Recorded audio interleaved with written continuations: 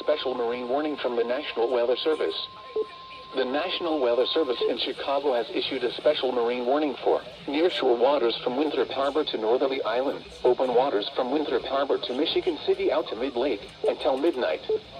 At 11:23 p.m., a strong thunderstorm was located 7 nautical miles north of Little Neck Harbor, moving east at 45 knots.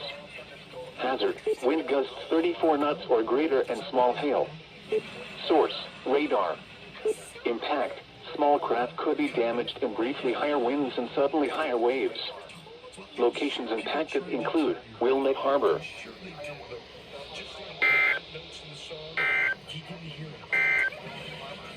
The following is a